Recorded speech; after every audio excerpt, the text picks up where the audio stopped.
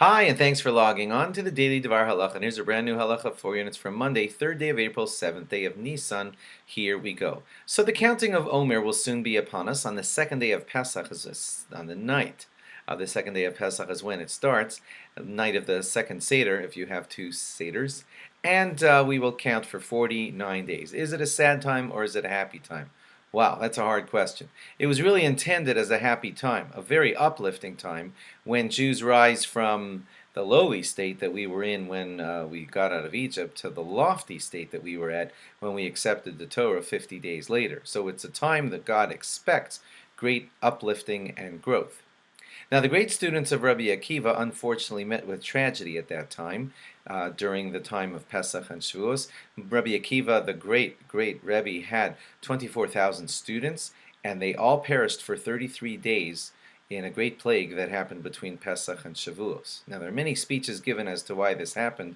The straight words of the Talmud are that they didn't respect each other properly. And many speeches are said to try to explain what that means. They probably were not out and out mean to each other, because these were the great students of Rabbi Akiva, who always said to them, "Ve'ahavta l'reacha kamocha," love your friend like yourself.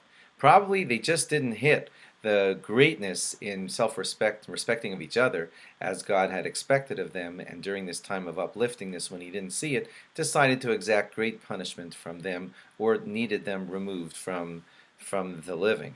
And only God understands why. It seems harsh to you and I, but we don't understand really how the world operates. Only God does. And he decided that that had to be done. So it became a sad time. There's your short answer. It became a sad time because we want to mark the passing of so many great students during this time.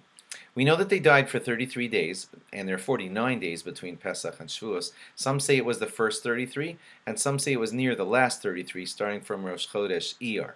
So some people mark the 33 days of sadness as the first 33 days of the Sfiras Omer, of the counting of Omer, and some people started from Rosh Chodesh Iyar until pretty much near Shavuos, thinking that that's when they died. And some people mark the sadness throughout all of the days of Sfiras Omer, all 49 days. So it'll mean things like not going to live concerts, not getting haircuts, not going to weddings, although we'll be telling you some more details about that, because some people say, well, my family keeps the last 33 days, so we're making a wedding in those first couple of days of Omer, and some do vice versa, and we'll discuss that in some of our upcoming halachos. But the general idea is that we have no music, no concerts, and no haircuts, and those kinds of activities are all curtailed during the time of Omer. We'll try and teach you a little bit more about it tomorrow. Thanks for logging on, and do log on again tomorrow for more. Bye-bye.